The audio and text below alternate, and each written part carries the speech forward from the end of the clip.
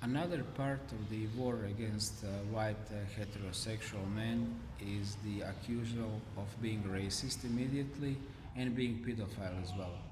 See, I live here in Cambodia, and I've been quite a number of time called by the scum simply pedophile because of it.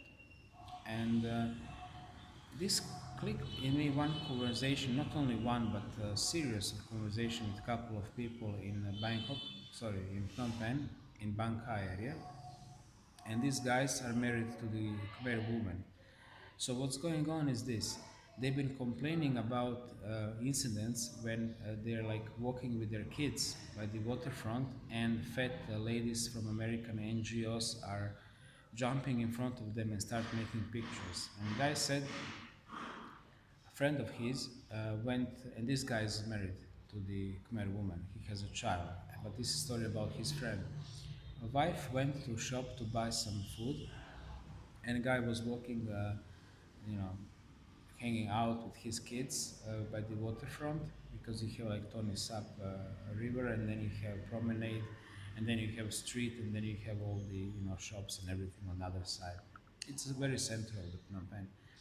So yeah, she jumped in front of him and started taking pictures frantically, and he said, and the guy really felt uncomfortable. I mean, when you feel uncomfortable, excuse me, I have like a fever, like a dengue, I think, and you start looking immediately guilty.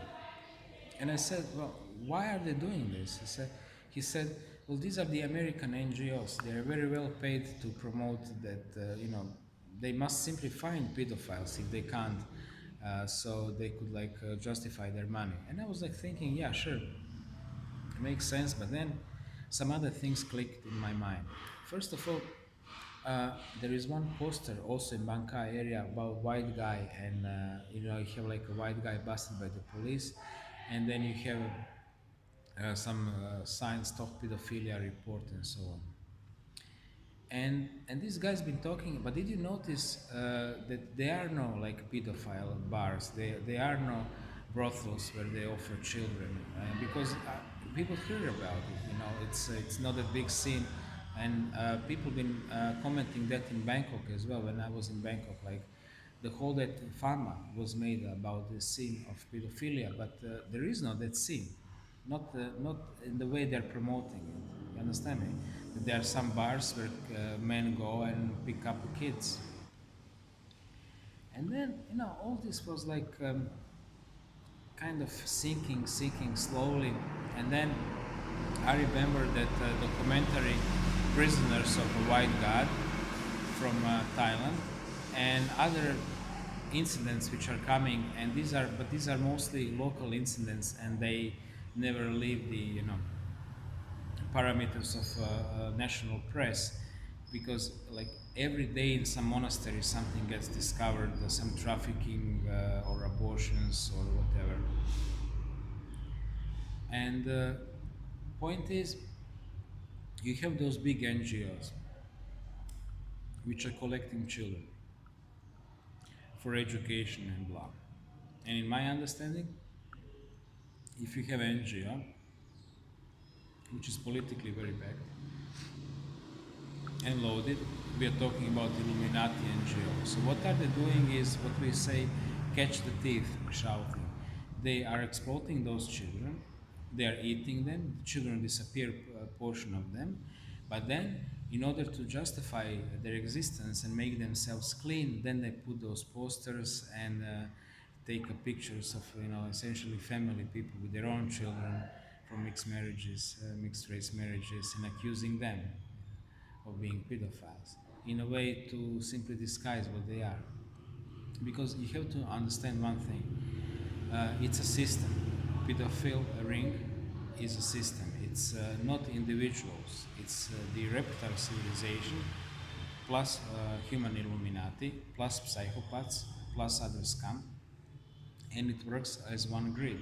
This is not some individuals praying for little children in some shady bars. That's bullshit. It's a system. That explains why you have 250,000 children missing in Europe per year, and this is estimated by the European Commission. by the Reptile Illuminati themselves.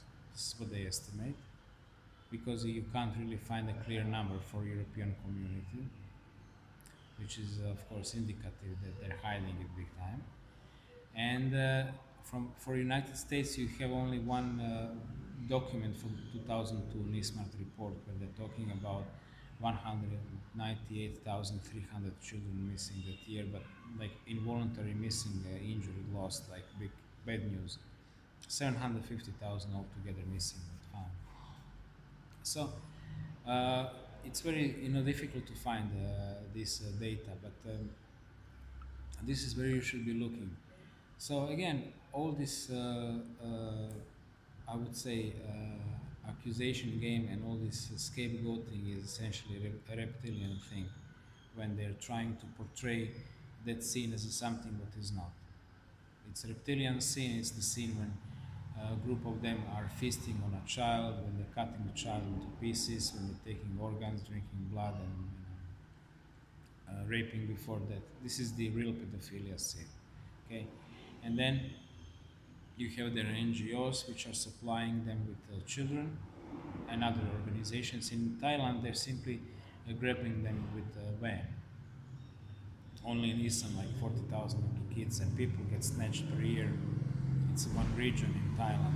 And Thailand really lives in a fear from those vans which are picking up people. And these are the, of course, Secret Service vans, because they're also picking up dissidents and so on. So I don't have data for Cambodia, but in Thailand, every Thai knows that. Absolutely, every Thai knows that. Okay, this is something you should be worrying about. It's a real thing. Pedophilia is a real thing, and child sacrifices are real things. These things really do exist. Um, I think, yeah, that male can be, yeah, like bisexual or gay or something before pedo, because how else to progress to that stage? And I think from that reasons that Islam should be banned, because Prophet Muhammad had a sex with a 9-year-old child, and this is death plus mass murder plus lies. More than enough reasons to ban this sect, Luciferian sect. So yeah, that much about that.